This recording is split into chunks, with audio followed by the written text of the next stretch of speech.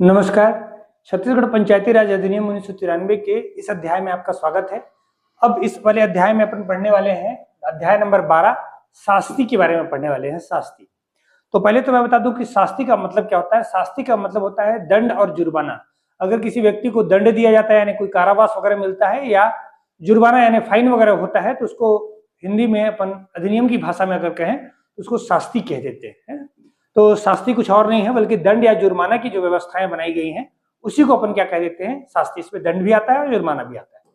तो ये धारा नंबर यानी शास्ति यानी पंचायती राज अधिनियम 1993 के अध्याय नंबर 12 में क्या बताया गया है, शास्ति के बारे में बताया गया है यानी दंड और जुर्माना के बारे में बताया गया है कि किन परिस्थितियों में कोई व्यक्ति कार्य करता है, जनप्रतिनिधियों के विरुद्ध कोई काम किया जाता है या जनप्रतिनिधि कोई विधि विरुद्ध कार्य करते हैं तो उनको क्या दंड मिलेगा।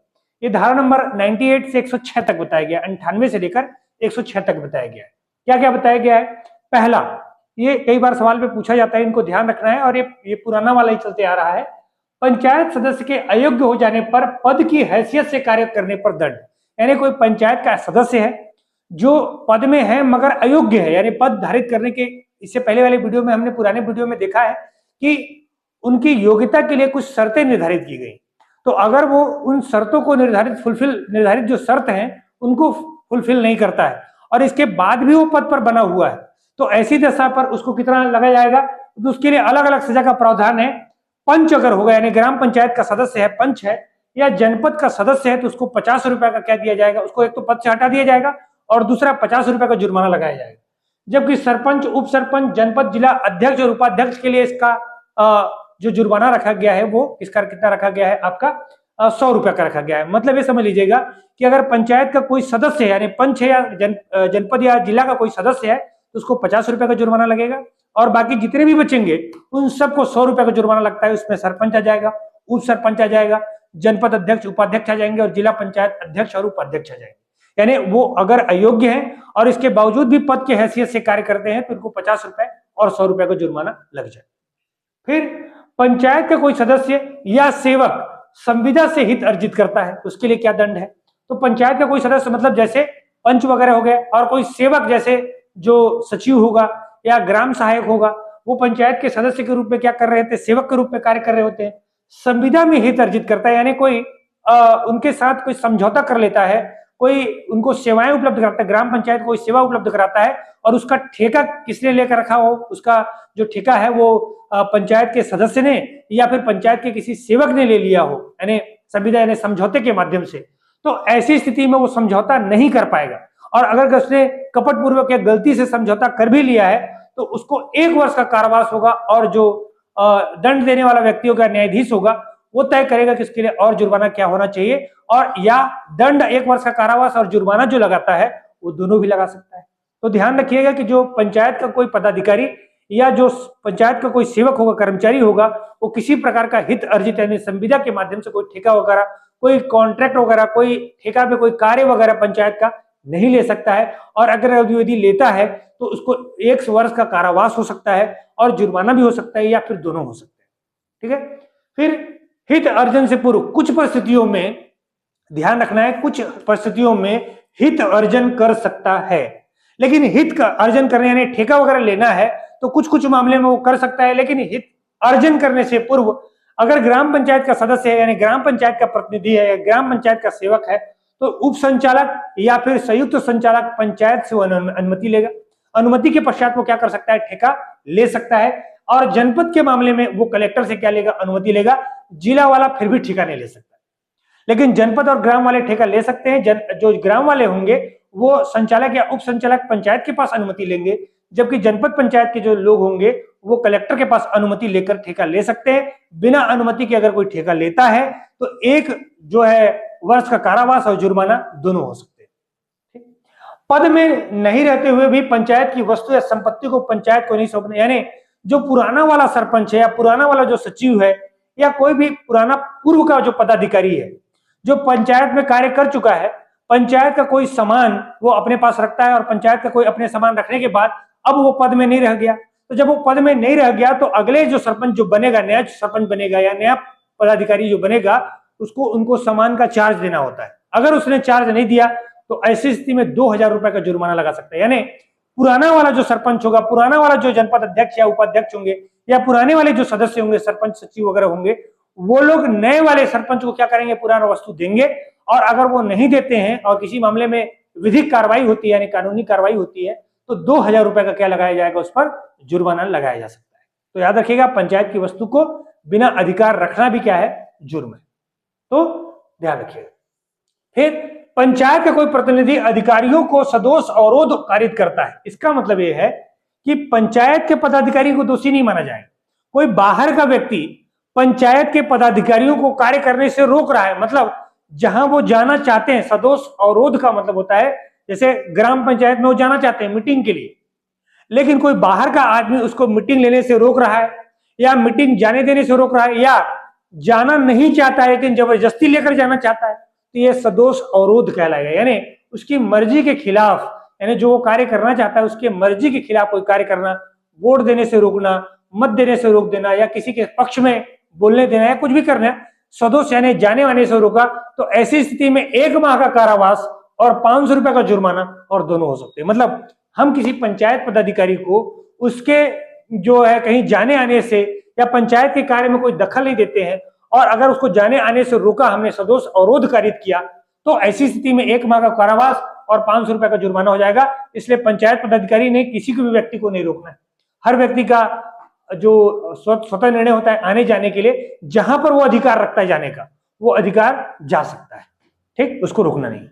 फिर पंचायत पदाधिकारियों के कर्तव्य निर्वहन में अगर बाधा उत्पन्न किया, जैसे पंचायत के जो पदाधिकारी हैं, जो सरपंच है, पंच है, उप सरपंच है, या जनपद अध्यक्ष उपाध्यक्ष हो गए, जिला पंचायत के अध्यक्ष उपाध्यक्ष हो गए, उनको कर्तव्य में, उनका जो कर्तव्य पालन है जनता के प्रति, सरकार के प्रति, अधिनियम के प्रति, जो निर्वहन इनका उनको जो जिम्मेदारी दी गई है, उस जिम्मेदारी से अगर कोई व्यक्ति उनको कार्य करने से रोकता है, यानी सरकारी कार्य में किसी तरह का बाधा उत्पन्न करता है, तो ऐसी दशा में 250 रुपए का जुर्माना हो जाएगा, ठीक। तो किसी व्यक्ति को जो पंचायत के पदाधिकारी होंगे या सेवक होंगे, उनके कर्तव्य निर्वहन यानी उनका जो कार्य होगा, लीगल कार्य होगा, उस कार्य को करने से उनको रोकने नहीं देना है। अगर रोकने कोई रोकता है तो ऐसी स्थिति में क्या हो जाएगा, 250 रुपए का जुर्माना लग जाएगा।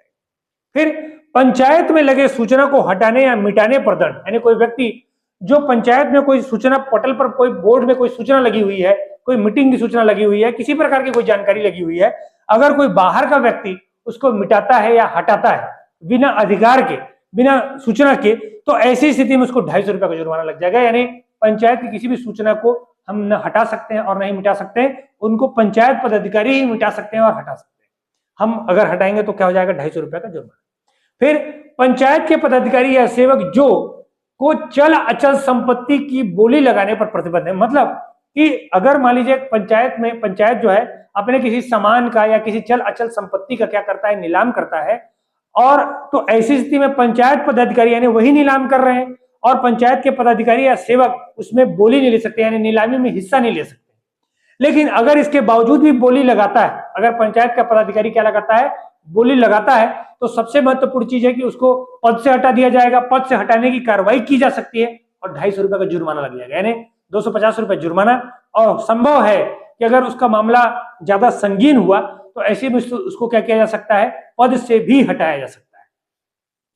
फिर पंचायत की संपत्ति को अगर नुकसान पहुंचा, तो कोई बाहर का व्यक्ति है, पंचायत में कोई तोड़फोड़ करता है, कुर्सियों को तोड़ता है, या फिर दीवार को तोड़ता है, बाउंड्री वाल को तोड़ता है, या किसी भी वस्तु को छेड़छाड़ करता है या तोड़ता है, तो ऐसी स्थिति में जो नुकसान का जो मूल्य होगा, अगर उसने कुर्सियों को तोड़ दिया है तो कुर्सी का जो मूल्य होगा वो मूल्य लिया जाएगा, अगर किसी ने अहाते को तोड़ दिया है तो अहाते का जो मूल्य होगा उसको लिया जाएगा। जो भी नुकसान करता है कोई व्यक्ति, उसका मूल्य लिया जाएगा, और संभव है कि उससे जुर्माना भी वसूला जाए। न्यायाधीश तय करेगा कि इससे क्या जुर्माना लगाना हो, तो जुर्माना भी इसको लगाया जा सकता है। फिर अधिकृत व्यक्ति द्वारा जानकारी न देना या मिथ्या जानकारी देना, यानी पंचायत के पदाधिकारी जैसे सरपंच, सचिव, जनपद अध्यक्ष, उपाध्यक्ष जो जानकारी देने के लिए बैठे हैं, वो कैसे बैठे हुए हैं, वो जानकारी देने के लिए अधिकृत किया गया है। उन अधिकृत यानी जो सरपंच, सचिव है, या जनपद पंचायत अध्यक्ष, उपाध्यक्ष या सीओ है, अगर कोई जानकारी, लीगल जानकारी जो आप जानना चाहते हो और आपका हक भी है, और अगर वो जानकारी नहीं देते हैं और या गलत जानकारी देते हैं, तो ऐसी दशा में 250 रुपए का जुर्माना लगाया जा सकता है। एक तो आरटीआई के माध्यम से आप लगा सकते हैं, तो आरटीआई के माध्यम से भी आप पूरा कार्रवाई कर सकते हैं। लेकिन मान लीजिए जैसे आप पंचायत के पदाधिकारी हैं, आप स्वयं पंचायत के पदाधिकारी हैं, और ग्राम पंचायत या जो ग्राम सभा के सदस्य हैं और ग्राम सभा के सदस्य होने के नाते पंचायत की कार्रवाई आप देखना चाहते हैं तो आपको दिखाया जाएगा, कार्यालयीन समय में दिखाया जाता है 10 से 5 के बीच में। और जो व्यक्ति योग्य होगा, जैसे ग्राम पंचायत में सचिव उसके लिए अधिकृत किया गया है, जनपद पंचायत में सीओ अधिकृत किया गया, जिला पंचायत में जिला सीओ अधिकृत किया गया है, वो आपको जानकारी उपलब्ध कराएंगे सदस्य होते के नाते, क्योंकि आप एक सदस्य हो। और अगर वो जानकारी उपलब्ध नहीं कराते हैं तो 250 रुपए का जुर्माना उनको देना पड़ेगा।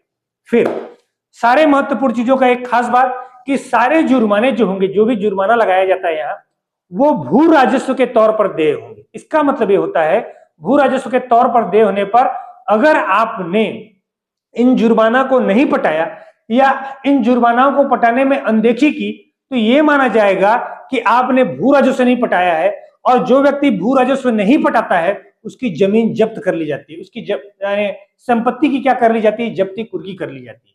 तो ये सारे जुर्माने कैसे होंगे, भू राजस्व के तौर पर होंगे। मतलब अगर आपने नहीं पटाया या किसी व्यक्ति ने नहीं पटाया तो उनकी जो जमीन होगी या जो भूमि होगा या फिर जो घर होगा या संपत्ति होगा, जो भी संपत्ति होगा, उससे इस भरपाई किया जाएगा। तो फिर से एक बार देख लेते हैं सारी चीजों को। अगर कोई व्यक्ति अयोग्य है और पद धारण करके बैठा हुआ है तो ऐसी स्थिति में अगर वो जनपद सदस्य है, यानी जिला का, जनपद का या फिर जो है ग्राम पंचायत का सदस्य है तो 50 रुपए का जुर्माना, बाकी कोई भी हो 100 रुपए का जुर्माना। अगर कोई पंचायत का सेवक संविदा में हित अर्जित करता है तो ऐसी स्थिति में 1 वर्ष का कारावास और जुर्माना। हित अर्जन करने से पूर्व वो अनुमति लेगा। पद में नहीं रहते हुए भी पद पर क्या कर रहा है, वस्तु को, संपत्ति को पंचायत में नहीं सौंप रहा है तो ऐसी स्थिति में 2000 रुपए का जुर्माना। अगर कोई व्यक्ति पंचायत प्रतिनिधि अधिकारियों को सदोष यानी रोकता है, जाने से रोकता है तो उस व्यक्ति को 1 माह का कारावास और 500 रुपए का जुर्माना। फिर पंचायत के प्रतिनिधियों के कार्य में निर्वहन में अगर कोई बाधा डाल रहा है तो ऐसी स्थिति में 250 रुपए का जुर्माना। पंचायत में कोई सूचना लगा, उसको हटाता है, मिटाता है, तोड़ता फोड़ता है तो 250 रुपए का जुर्माना। चल अचल संपत्ति में अगर कोई पंचायत पदाधिकारी नीलामी में हिस्सा लेता है, बोली लगाता है तो 250 रुपए का जुर्माना और पद से हटाने की कार्रवाई। फिर पंचायत की संपत्ति को नुकसान पहुंचाता है तो जो संपत्ति का नुकसान होगा उसकी भरपाई ली जाएगी और साथ में जुर्माना।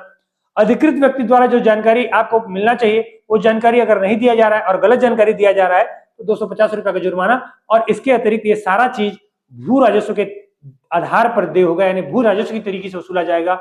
अगर आप नहीं देते हो तो जब्ती कुर्की की जाएगी। ठीक, तो ये आपका पूरा कंप्लीट चैप्टर है, धारा 98 से लेकर आपका 106 तक। अध्याय था शास्ति, अध्याय नंबर 12। तो अभी के लिए इतना ही, बहुत बहुत धन्यवाद।